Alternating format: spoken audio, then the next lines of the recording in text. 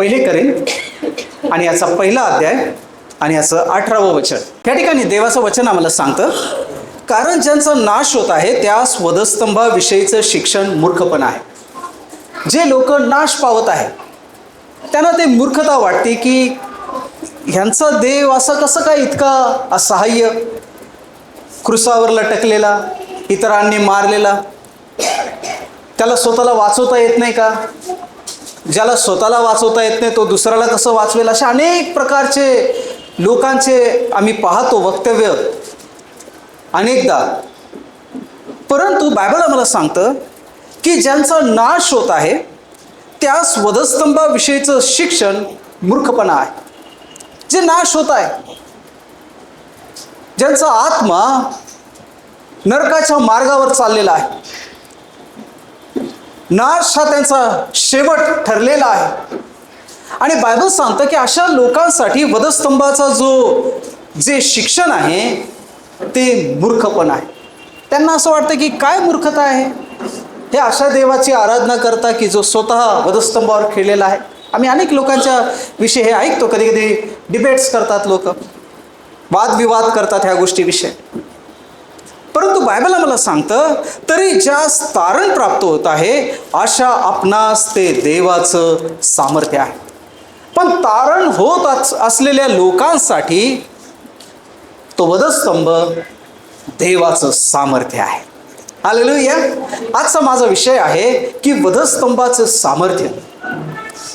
वधस्तंभाचं जे सामर्थ्य आहे ते आमच्या जीवनामध्ये काय करतं त्याविषयी आज आपण काही गोष्टी पाहणार आहोत. सगळ्यात महत्त्वाची गोष्ट, वधस्तंभ हे कसलं प्रतीक आहे? वधस्तंभ हे लज्जा, दुःख सहन आणि स्वनाकाराचं ते एक प्रतीक आहे. लज्जेचं प्रतीक आहे. पूर्वीच्या काळामध्ये ज्यावेळेस गुन्हेगारांना वधस्तंभावर खेळलं जायचं, अतिशय लज्जास्पद आणि क्रूर प्रकारचं ते मरण होतं. आणि म्हणून आम्हाला माहिती आहे की आजकाल सगळ्यात क्रूर मरण काय आहे की फाशी दिली जाते, है ना. काही ठिकाणी इलेक्ट्रिक शॉकनी मारलं जातं, काही देशांमध्ये वेगवेगळ्या प्रकारचं आहे. परंतु हे जे मरण होतं अतिशय लज्जास्पद मरण होतं, अपमानास्पद मरण होतं. ज्यांना वधस्तंभावर मारलं जायचं त्यांची एक प्रकारे काढली जायची धिंड, आपण म्हणूया धिंड काढली जायची. स्वतःचा वधस्तंभ स्वतःला व्हायला लावायला लागायचा, मारलं जायचं, अंगावरचे वस्त्र काढले जायचे आणि हळूहळू मरण येईल अशा प्रकारचं ते मरण होतं. एकदम मरण नाही, हळूहळू मरण येईल. आणि अशा प्रकारचं हे लज्जास्पद मरण होतं, क्रूर प्रकारचं मरण होतं. गोळी मारली जाते किंवा फाशी दिली जाते, ते झटक्यात मनुष्य मरतो. पण हे तसं नव्हतं. अंगातलं सर्व रक्त पूर्ण वाहूपर्यंत मरणाची वाट बघावी लागत असते. शाऊलाच्या बाबतीत आम्हाला बघायला मिळतं की शाऊल ज्यावेळेस त्याला कळालं की आता त्याचा पराजय होत आहे, त्याच्या मागं शत्रू लागलेला आहे, अंगरक्षकाला सांग तू मला मार म्हणून, परंतु तो घाबरला. मग शेवटी शाऊल स्वतःच्या भाल्यावर का तलवारीवर ना तो पडून त्या ठिकाणी मेला. पण नंतर आम्ही पाहतो की दाविदाला ज्यांनी निरोप आणला, ज्यावेळेस तो रणांगणावर फिरत होता, बायबल सांगतं त्यांनी पाहिलं की शाऊल त्या ठिकाणी आहे आणि मृत्यू त्याला आलेला नव्हता. आणि त्यांनी त्याला विनंती केली, मला पटकन मारून टाक, नाही तर हे बेसुरती लोक मला येऊन मारतील. आणि आम्हाला बघायला मिळतं की त्या व्यक्तीने त्यानंतर शाऊलाला ठार केलं. तर सांगण्याचं तात्पर्य असं आहे की हे जे मरण होतं हळूहळू रक्तस्राव होऊन पूर्णपणे अतिशय दुःखदायक मरण होतं, अतिशय वेदनादायक मरण होतं. आणि म्हणून वधस्तंभ हे एक प्रकारे क्रूरतेचं, लज्जेचं आणि प्रभू येशू ख्रिस्ताच्या बाबतीत जर आम्ही पाहिलं तर स्वनाकाराचं ते मरण होतं. त्याने स्वतःचा नकार केला. डिव्हाइन एक्सचेंज ज्याला म्हणतात बायबलमध्ये, दैवी अदलाबदल. आणि ते कशी होती? देवाचं वचन आम्हाला सांगतं की येशू आमच्यासाठी या जगामध्ये आला. त्यांनी त्या चरणीमध्ये ना जन्म घेतला. आमच्यासाठी तो गरीब झाला, बायबल सांगतो, यासाठी की आम्ही धनवान व्हावं. बरोबर आहे? तो मानवाचा पुत्र ठरला गेला यासाठी की त्याच्यावर विश्वास ठेवणारे देवाचे पुत्र आणि कन्या ठरावे. डिव्हाइन एक्सचेंज, दैवी अदलाबदल. गलती 3:13 मध्ये सांगितलं आमच्यासाठी तो श्रापित झाला यासाठी की आम्ही आशीर्वादित व्हावं. यशाया 53 मध्ये सांगितलं की त्याला बसलेल्या फटक्यांनी आम्हाला आरोग्य प्राप्त झालं. आम्हाला आरोग्य प्राप्त होण्यासाठी त्यांनी फटके सहन केले. रक्ताचा घाम त्याच्या शरीरातून वाहत होता. बरोबर आहे? आमचं टेन्शन, आमच्या वेदना, आमचे सर्व प्रकारचं जे काही मानसिक दबाव आहे त्यांनी तो सहन केला आणि त्याच्याद्वारे आम्हाला त्यांनी मानसिक आरोग्य दिलं. तो काट्यांचं मुकुट त्याच्या डोक्यामध्ये घालण्यात आला यासाठी की जीवनी मुकुट आम्हाला प्राप्त व्हावा. Praise the Lord. त्या वधस्तंभावर असताना त्यांनी देवाकडे आक्रोश केला, माझ्या देवा, माझ्या देवा, तू माझा त्याग का केलास? त्याचा त्याग केला म्हणून आमचा स्वीकार झाला.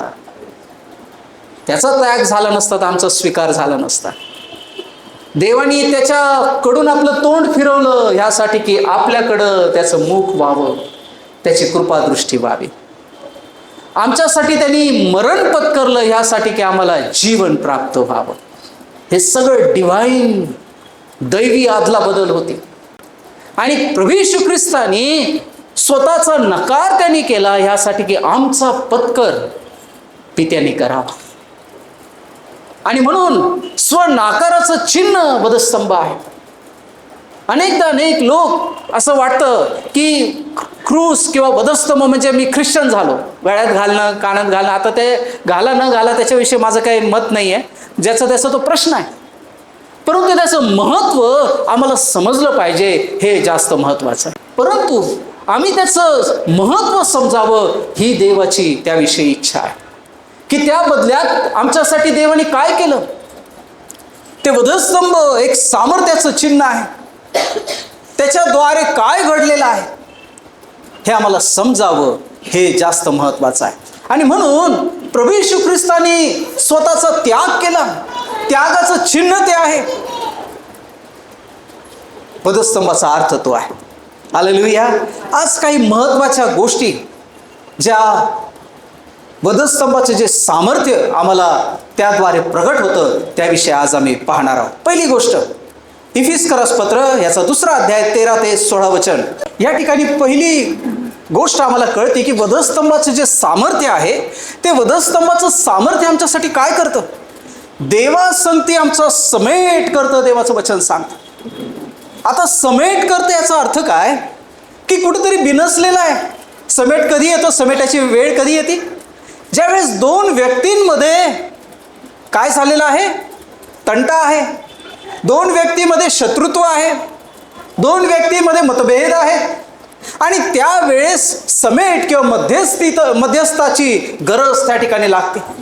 आणि देवाचं वचन सांगतं की प्रभू येशू ख्रिस्ताने काय केलं? त्या वधस्तंभाच्या द्वारे त्यांनी आमचा समेट देवाबरोबर केला.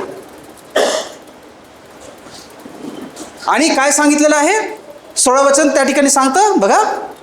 आणि त्याने वधस्तंभावर वैरभाव जिवे मारून त्याच्याद्वारे देवाबरोबर त्याचे एक शरीर करून दोघांचा समेट करावा म्हणून असं केले.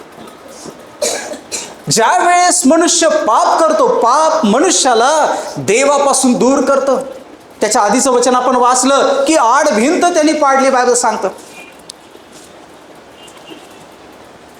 एका ठिकाणी वचनामध्ये सांगितलेलं आहे, परमेश्वर म्हणतो सहाय्य करवत नाही इतका माझा हात तोडका झालेला नाही.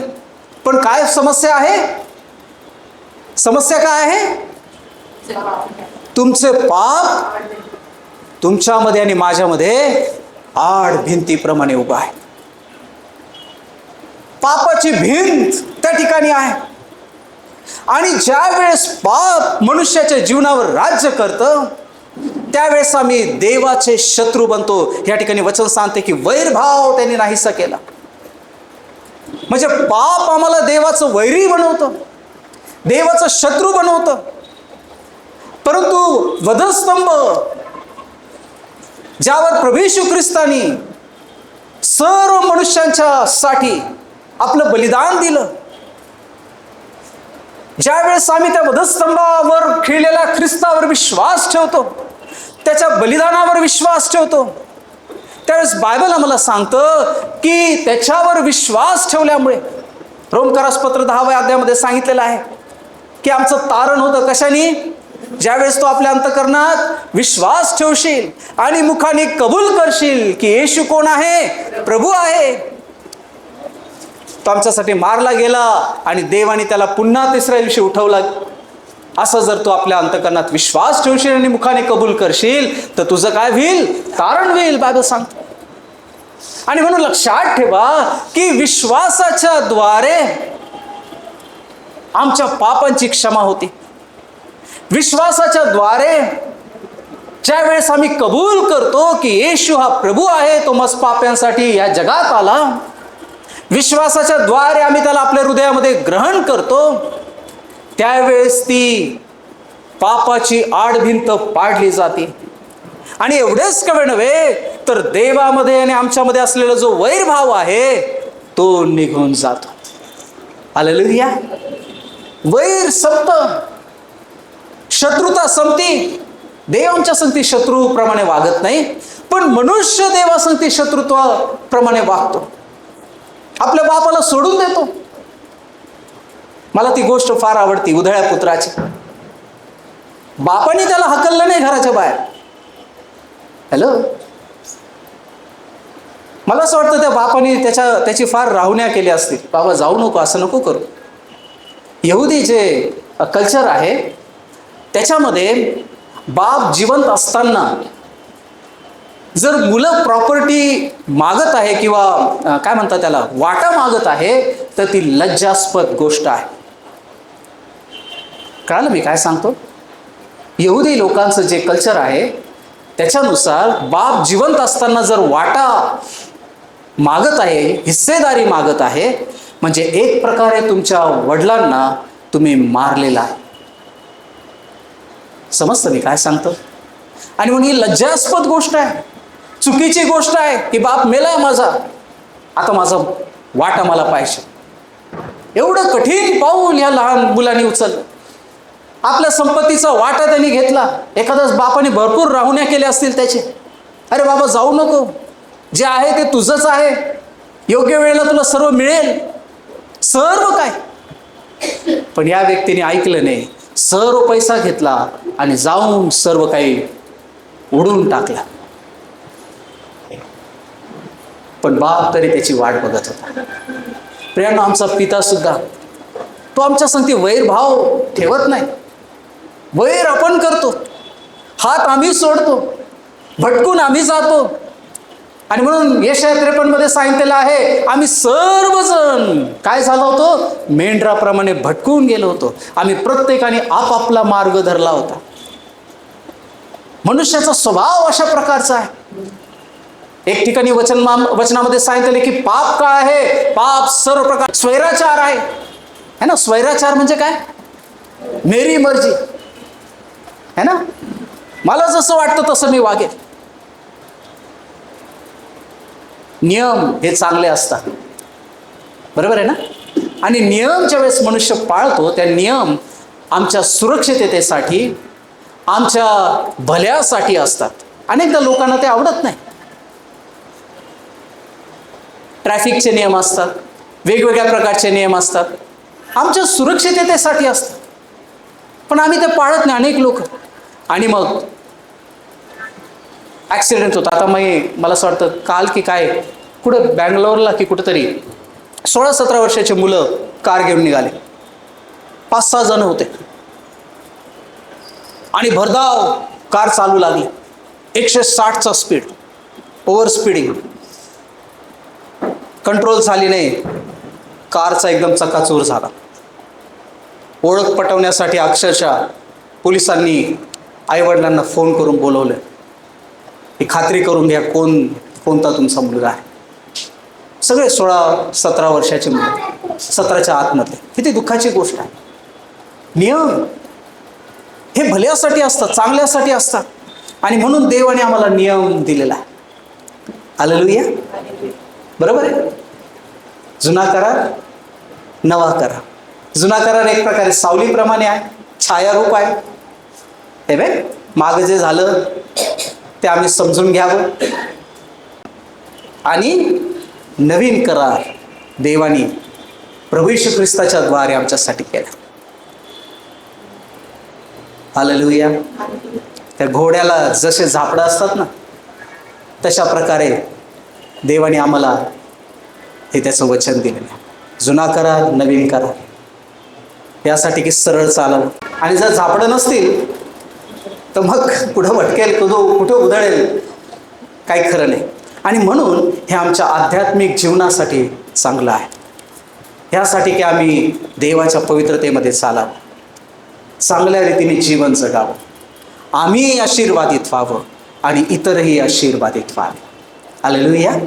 Praise the Lord. आणि म्हणून लक्षात ठेवा की देवासंगतीचा समेट प्रभू येशू ख्रिस्तांच्या वधस्तंभाच्या द्वारे आमच्या बाबतीमध्ये होतो. ज्यावेळेस वधस्तंभ आमच्यासाठी आहे, ज्यावेळेस त्या वधस्तंभावर आम्ही विश्वास ठेवतो, तो वधस्तंभ देवामध्ये आणि मनुष्यामध्ये असलेले जे वैरभाव आहे ते नाहीसं करतात. हे आहे वधस्तंभाचं सामर्थ्य. हालेलुया. Praise the lord. देवामध्ये आणि मनुष्यामध्ये ते शांती प्रस्थापित करतं. आणि म्हणून प्रभू येशू ख्रिस्त सांगतो, मीच द्वार आहे, माझ्या द्वारे आल्या वाचून कोणालाही पित्याकडे जाता येत नाही. हालेलुया. Praise the lord. पित्याकडे जर जायचं असेल तर प्रभू येशू ख्रिस्त आहे. तो वधस्तंभ एक प्रकारचं द्वार आहे आमच्यासाठी, सार्वकालिक जीवनामध्ये चालण्यासाठी. आणि तो वधस्तंभ देवासंगती असलेला मनुष्याचा आणि देवाचा जो वैरभाव आहे तो नाहीसा करतो. Praise the Lord. हालेलुया. दुसरी गोष्ट, गलतीकारास पत्राचा 6 अध्याय 14 वचन. वधस्तंभ मध्ये इतकं सामर्थ्य आहे की जे आम्हाला, जे दुष्ट जग आहे त्याच्यापासून दूर आम्हाला ते करतात. जग मला आणि मी जगाला वधस्तंभावर खिळलेला आहे. Praise the Lord. बाप्तिस्मा जो आहे तो कसलं प्रतीक आहे? मरण्याचं प्रतीक आहे, ख्रिस्ताबरोबर पुरले गेल्याचं प्रतीक आहे. ज्यावेळेस आम्ही प्रभू येशू ख्रिस्तावर विश्वास ठेवतो की तो आमच्या पापांसाठी मरण पावला, त्यावेळेस आम्ही हे कबूल करतो की येशू बरोबर मी सुद्धा वधस्तंभाला खिळलेला आहे. आमेन. येशू कशासाठी मेला? कशासाठी मेला? आमच्या पापांसाठी मेला. आणि ज्या वेळेस आम्ही प्रभू येशूवर विश्वास ठेवतो, विश्वासाची कबुली देतो, बायबल सांगतं येशूने काय केलेलं आहे, आमचे सर्व पाप स्वतःवर त्यांनी घेतले आणि आमच्यासाठी पाप असा तो गणला गेला आणि त्या वधस्तंभावर खिळला गेला. ज्यावेळेस येशूवर आम्ही विश्वास ठेवतो त्यावेळेस आमचे पाप येशू बरोबर वधस्तंभावर खिळलेले आहे. पाप म्हणजेच काय? आमचं जुनं मनुष्यपण, जुना स्वभाव येशू बरोबर वधस्तंभावर खिळला गेलेला आहे. आणि म्हणून बायबल सांगतं, संत पौल या ठिकाणी सांगत आहे, काय म्हणतो तो, की वधस्तंभ काय आहे? प्रभू येशू ख्रिस्त याच्या वधस्तंभाच्या अभिमानाशिवाय कशाचाही अभिमान बाळगणे माझ्या हातून न हो, त्याच्याद्वारे जग मला व मी जगाला वधस्तंभावर खिळलेला आहे. जगासाठी मूर्खपण आहे वधस्तंभ म्हणजे, पण आमच्यासाठी ते देवाचं सामर्थ्य आहे. का? कारण आमचं जुना स्वभाव, आमचे पाप, आमचं जुनं मनुष्यपण वधस्तंभावर येशू बरोबर खिळलेला आहे. हालेलुया. मी जगाला आणि जग मला वधस्तंभावर खिळलेला आहे. त्याची आठवण ते आम्हाला करून देतं. Praise the Lord. हालेलुया. आणि बघा वधस्तंभामध्ये किती मोठं सामर्थ्य आहे. पौलाला ज्यावेळेस ही गोष्ट कळाली त्यावेळेस तो म्हणतो, ह्या सर्व गोष्टी ज्या जगातल्या आहेत, ज्या लाभाच्या आहेत, ज्या मला फार महत्त्वाच्या वाटत होत्या, त्या मी आता काय समजत आहे, केर कचरा लेखत आहे. तो म्हणतो, मी जगाला आणि जग मला वधस्तंभावर खिळलेलं आहे, मला त्याच्याशी आता काही घेणं देणं नाही. Hallelujah, praise the lord. वधस्तंभाचं सामर्थ्य आम्हाला या सर्व डुप्लिकेट गोष्टींपासून दूर करतं, विभक्त करतं, सेपरेट करतं. हालेलुया. सर्व गर्विष्ठपणा, फुगीरपणा त्याच्यापासून विभक्त करतं. तिसरी महत्वाची गोष्ट, फिलिप्पियरास पत्र 2 अध्याय 6 ते 8 वचनामध्ये आम्ही पाहतो, देवाचं सिंहासन उंच करण्यासाठी आम्हाला सहाय्य करतं. आज आपण देवाच्या वचनातून काही गोष्टी पाहणार आहोत.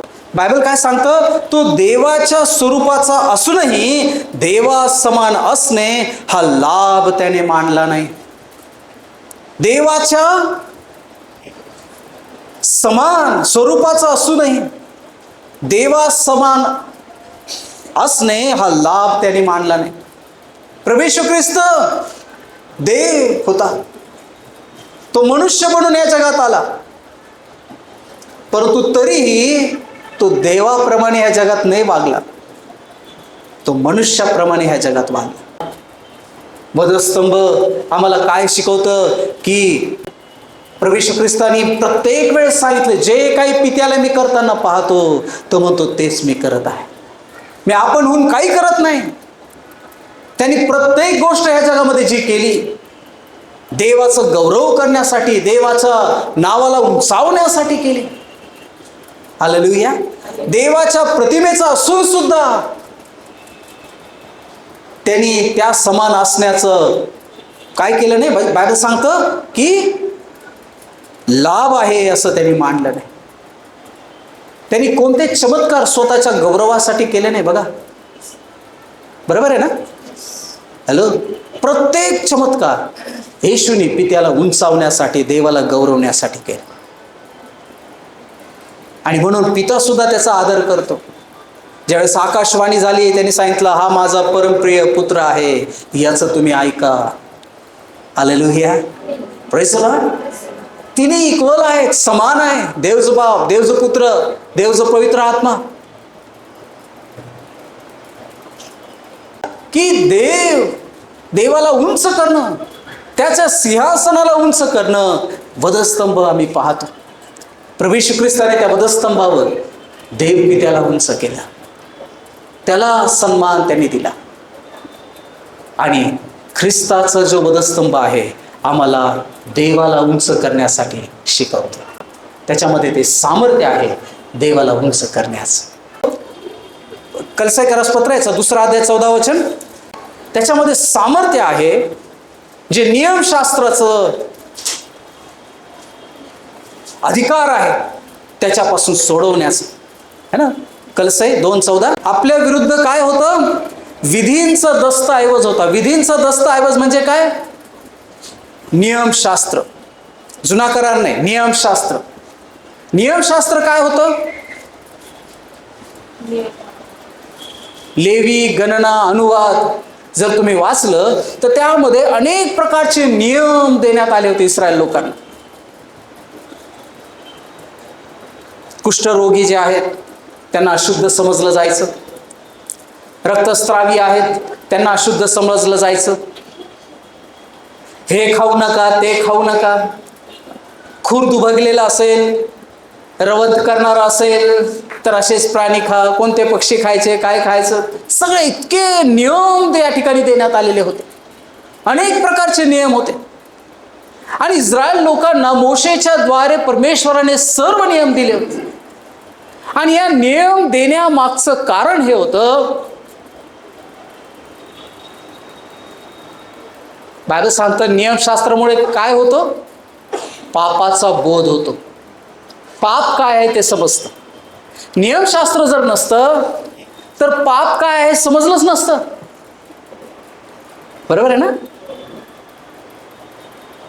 खून करू नको, चोरी करू नको, दुसऱ्याच्या वस्तूचा लोभ धरू नको, बऱ्याचशा गोष्टी, अनेक नियम होते. आणि हे नियमशास्त्र जर दिलं नसतं तर पाप काय याचा बोधच झाला नसतं, समजलंच नसतं. पण नियमशास्त्र आल्यामुळे पाप काय आहे ते समजलं. आणि बायबल आम्हाला शिकवतं, सांगतं की कोणीही ते नियमशास्त्र पूर्णपणे पाळू शकत नव्हतं. 100 जरी नियम तुम्ही पाळले आणि एका नियमामध्ये जर तुम्ही चुकला तर पापी तुम्ही ठरला. आणि मग 100 पापांबद्दलची शिक्षा, तीच एक नियम मोडल्यामुळं, पाप केल्यामुळं ते शिक्षा. कारण बायबल सांगतं पापाचं वेतन मरण आहे. बरोबर आहे. जो जीवात्मा पाप करेल तो निश्चित मरेल.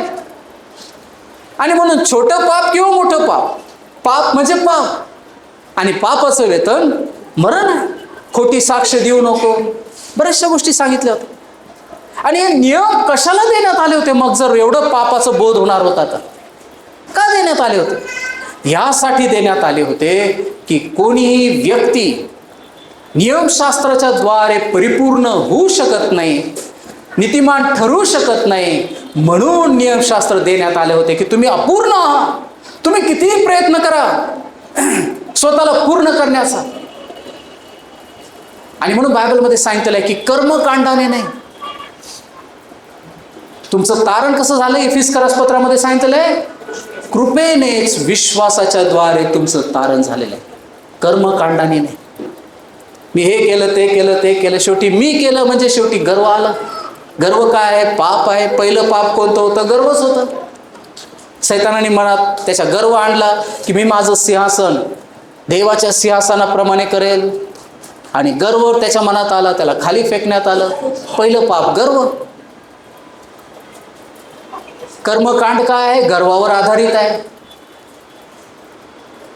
मी उपवास करतो, मी प्रार्थना करतो, बरोबर आहे, मी जपतप करतो, मी दानधर्म करतो, मी हे करतो, म्हणजे मी आहे. आणि मी काय आहे? एक प्रकारे गर्व आहे. मी काय आहे? पाप आहे. कितीही काही केलं तरी नियमशास्त्राच्या द्वारे कोणीही मनुष्य नीतिमान ठरू शकत नव्हता. आणि नियमशास्त्र त्यामुळंच दिलं होतं की लोकांनी कसं राहावं? नम्र राहावं देवासमोर, घमेंड करू नये, बढाई मारू नये. पण लोकांना, शास्त्री पुरुषांना असं वाटलं की ते सगळं काही पालन करतात, आणि म्हणून येशूची जो निर्माण करता आहे त्याच्या संगतीच वाद करायला लागले. योहानाचे शिष्य उपवास करतात, तुमचे शिष्य का नाही करत? तुम्ही शब्बात का नाही पाळत? आणि त्यालाच अडकवण्याचा प्रयत्न ते करू लागले. बघा, आणि आम्हाला पाहायला मिळतं नियमशास्त्राच्या द्वारे कोणीही नीतिमान मनुष्य देवासमोर होऊ शकत नाही. पण बायबल सांगते येशूने ते नियमशास्त्र सर्व पूर्णपणे पाळलं, पूर्ण केलं. त्यांनी पाळून ते वधस्तंभावर पूर्ण केलं म्हणजे झालं. आता इथून पुढे त्या नियमशास्त्राच्या बंधनामध्ये राहण्याची आम्हाला गरज नाही. आणि म्हणून नवीन करार, नवीन नियम येशूच्या द्वारे प्रभूने आम्हाला दिला.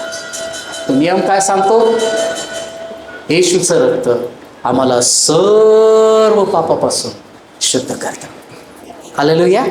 आता नियम पाळण्याची गरज नाही, कर्मकांड करण्याची गरज नाही. पूर्वी किती काही होतं, पारव्यांचा बळी, बैलाचा बळी, बकऱ्याचा बळी, है ना, कोकऱ्याचा बळी, कितीतरी बळी द्यावा लागायचे, होल्यांचा बळी, काय काय काय काय बळी होते. आता जर असतं तर अरे बापरे, आपल्याला फार कठीण गेलं असतं. बरोबर आहे ना? काय काय केलं असतं आपण? काहीच शक्य नव्हतं आपल्याला. आणि म्हणून लक्षात ठेवा, तो जे नियमशास्त्राचं आमच्यावर बंधन होतं, नियमशास्त्रामुळे पापाचा बोध होतो. आणि पापाचं प्रतिफळ काय? मृत्यू आहे. आणि म्हणून करीन 15 सांगितलं, पहिले करीन 15 अरे मरणा तुझी नांगी कुठे? अरे मरणा तुझा विजय कुठे आहे? संपलं ते. येशूच्या रक्ताच्या द्वारे सर्व पापांची क्षमा झाली. आणि म्हणून देवाचं वचन आम्हाला सांगतं, तो वधस्तंभ आम्हाला काय करतो? तो power to remove the law's claim. आमच्यावर असलेला नियमशास्त्राचा जो हे आहे ना, काय अधिकार आहे, तो दूर करतो, हटवतो. की आता आम्ही नियमशास्त्राच्या अधीन नाही, आम्ही कृपेच्या अधीन आहोत. ख्रिस्ताच्या कृपेच्या अधीन आम्ही आहोत. हालेलुया. Praise the Lord. आणि म्हणून वधस्तंभ आमच्यासाठी सामर्थ्य आहे प्रियांनो. वधस्तंभ आम्हाला त्या नियमशास्त्राच्या बंधनातून मुक्त झाल्याचं, सोडवल्याचं एक प्रकारे प्रतीक आहे. आणि म्हणून आमच्यासाठी ते सामर्थ्य आहे. Hallelujah, praise the Lord. आणि म्हणून ज्या वेळेस आमचा न्याय होईल, नियमशास्त्राच्या आधारित होणार नाही.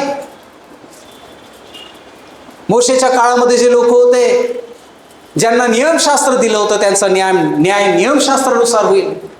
मोशेच्या आधी जे लोक मेले, ज्यावेळेस नियमशास्त्र नव्हतं, त्यांचा न्याय कसा होईल? बरं वाईटाचं ज्ञान त्यांना होतं, बरोबर आहे ना. आदम आणि हव्वाला कसलं ज्ञान मिळालं? बरं काय वाईट काय? मग कळत होतं तर का नाही पालन केलं? त्यांचा न्याय त्यांच्या सद्विवेक बुद्धीवर होईल.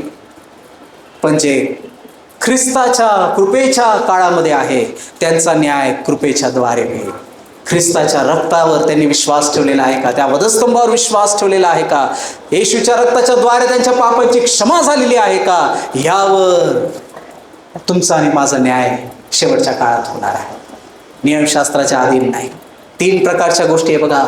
सद्विवेक बुद्धीवर अवलंबून असलेला न्याय, नियमशास्त्राच्या अधीन असलेला न्याय, आणि कृपेमध्ये असलेले जे लोक आहे, ख्रिस्ताच्या रक्ताच्या द्वारे त्याच्या पापाची जर क्षमा झालेली आहे, तर त्याद्वारे होणारा न्याय.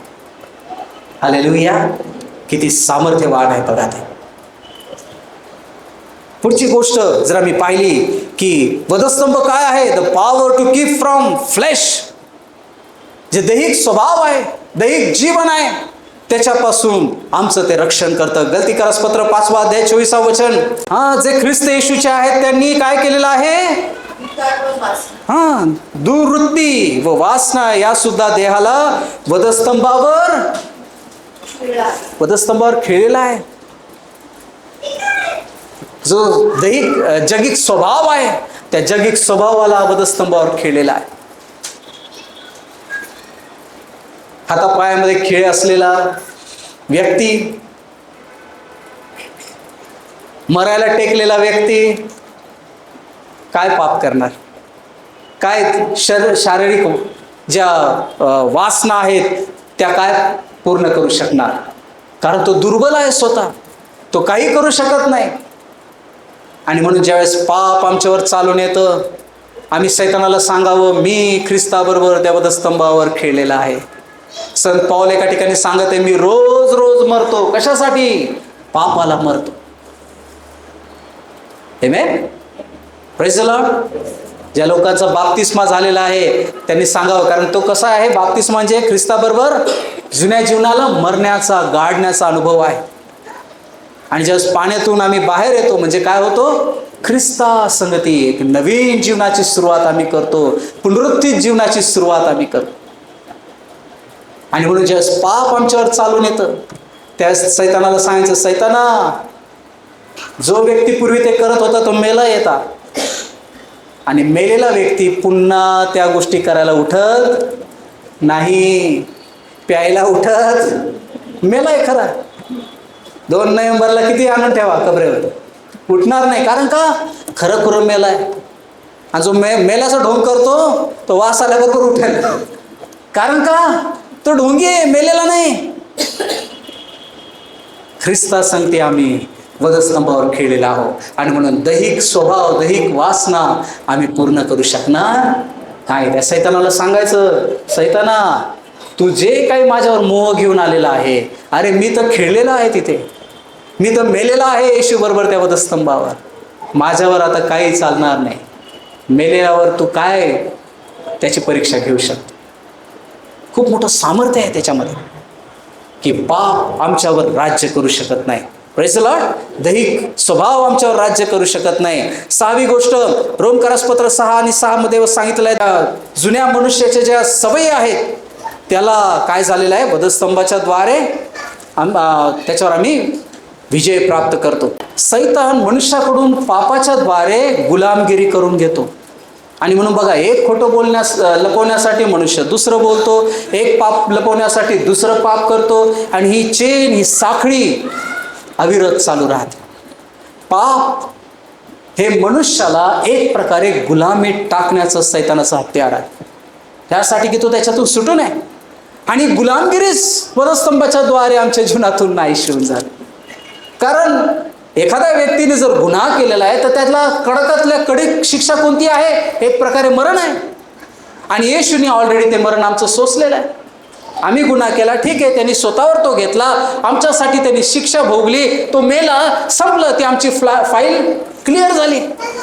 आणि एका व्यक्तीला एका गुन्ह्याबद्दल डबल शिक्षा होऊ शकत नाही. होऊ शकते का? है ना. एकदा एखाद्या व्यक्तीला एका गुन्ह्याबद्दल शिक्षा झालेली आहे, ती शिक्षा भोगल्यानंतर त्याला सोडून दिलं जातं. त्याला पुन्हा त्याच गुन्ह्याबद्दल डबल शिक्षा नाही होऊ शकत. येशूने आमच्या सर्व पापांबद्दल शिक्षा सहन केली, भोगली, त्यामुळे आता आम्ही त्याच्यातून मुक्त झालेलो. तो वधस्तंभ आम्हाला आमच्यासाठी सामर्थ्य आहे. कसलं?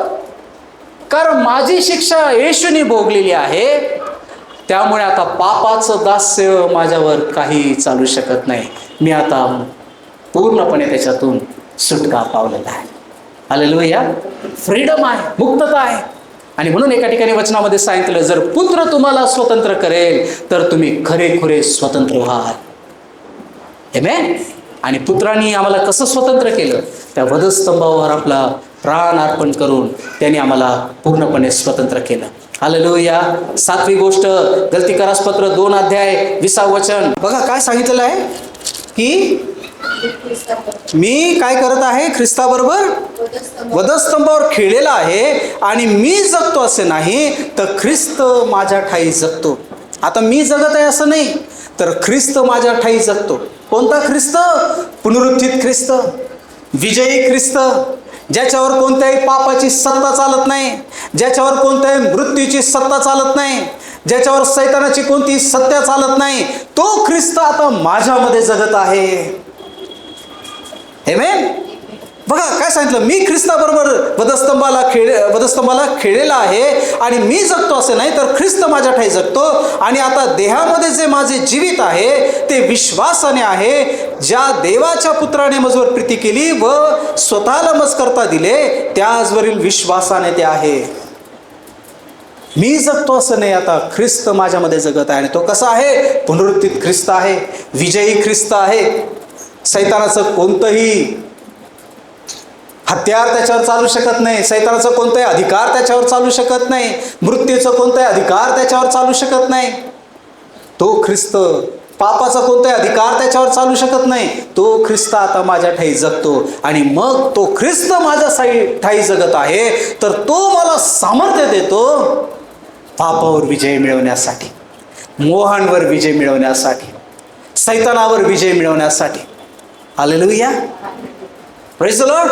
ज्या ज्या गोष्टी आमच्या जीवनामध्ये येतात, कधी कधी लोक सांगतात, पास्टर ही गोष्ट सुटतच नाही माझ्याकडून, हा प्रॉब्लेम सुटतच नाही, ही समस्या अशीच आहे आणि कितीही प्रयत्न केला हे व्यसन माझ्याकडून सुटत नाही. लक्षात ठेवा, ख्रिस्ताच्या त्या वधस्तंभावर विश्वास ठेवा. तो पुनरुत्थित ख्रिस्त तुमच्या ठाई जीवन जगतो, विश्वास ठेवा त्याच्यावर. आणि त्याला सहाय्य मागा की प्रभू आता मी जगत नाही, तू माझ्या ठाई जगतो, मला ह्या बंधनावर तू विजय दे. मी अनेक लोकांच्या जीवनामध्ये पाहिलेल्या ह्या गोष्टी, प्रभूने कशा रीतीने त्यांना त्या बंधनातून सोडवलं. फक्त आपली इच्छा पाहिजे. देव सहाय्य करण्यास सामर्थ्यशाली. Praise the lord. देव शक्ती पुरवतो, पवित्र आत्मा आम्हाला सहाय्य पुरवतो आणि आम्हाला विजय तो देतो त्या सर्व गोष्टीवर. मी ख्रिस्ताबरोबर वधस्तंभावर केलेला आहे आणि मी जगतो असे नाही तर ख्रिस्त माझ्या ठाई जगतो. आणि आता देहामध्ये जे माझे जीवित आहे ते विश्वासाने आहे, ज्या देवाच्या पुत्राने माझ्यावर प्रीती केली व स्वतःला मज करता दिले, त्याचबरोबर विश्वासाने ते आहे. बघा, मी स्वतःच जे आहे त्याच्यावर तो आम्हाला विजय देतो आणि तो दाखवून देतो का आता मी नाही तर ख्रिस्त आहे. है ना. आय, इंग्लिशमधला तो आय है ना, तो एकदम ताठ घमेंडी मी. पण ज्यावेळेस त्याला आपण वाकवतो तो आय कसा बनतो?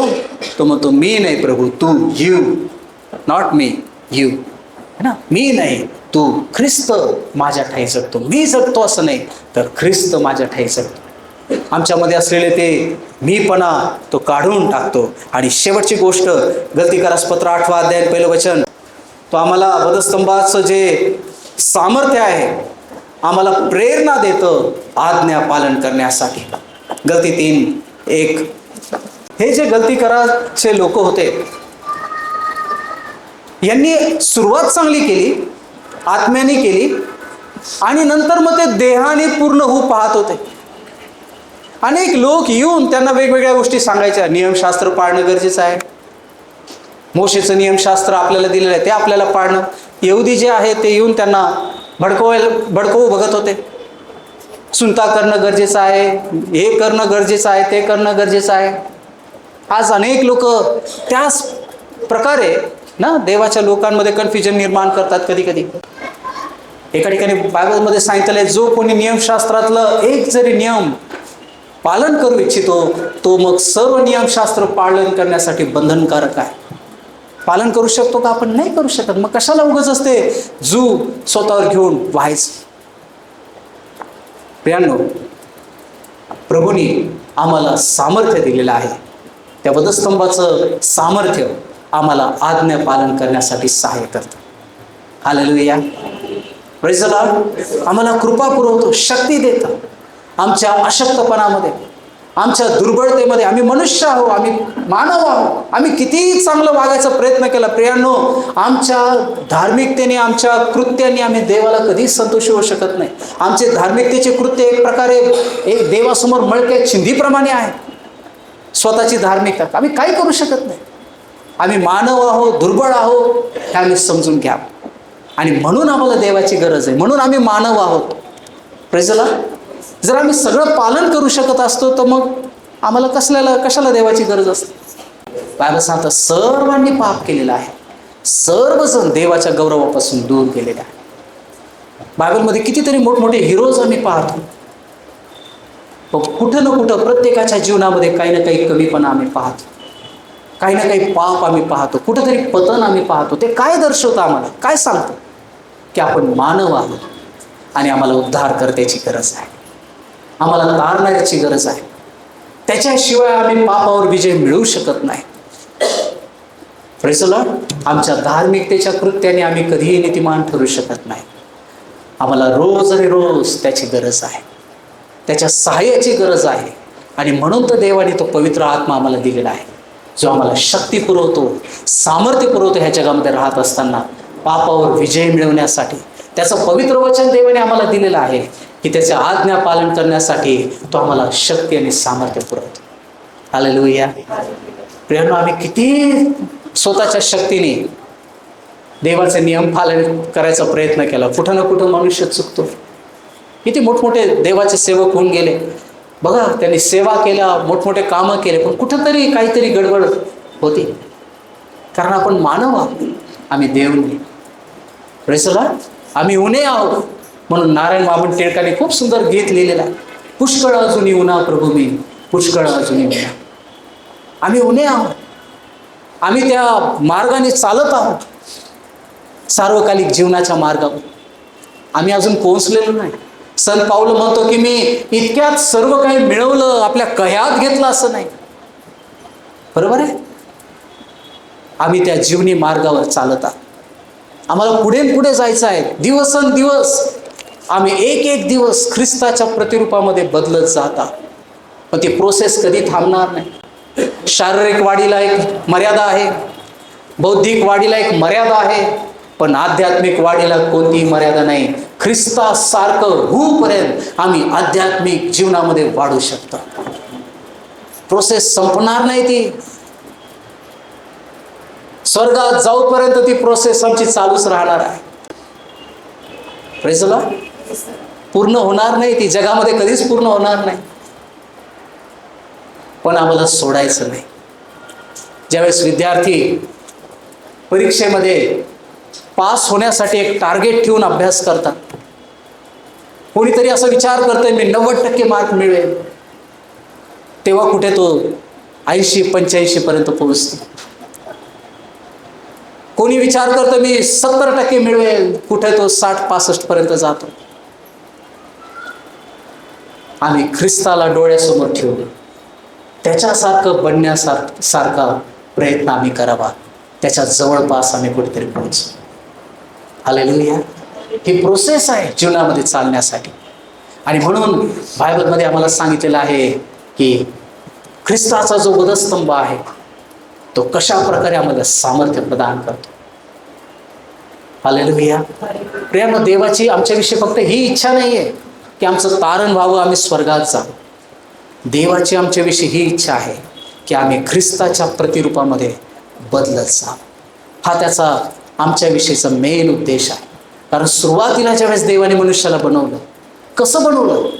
वचन सांगतं त्याने आपल्या प्रतिरूपाचं त्याला बनवलं. सैतानाने येऊन त्याच्यामध्ये पाप पेरलं, सैतानाने येऊन त्याला मोहात पाडलं, देवापासून दूर नेलं, भ्रष्ट केलं.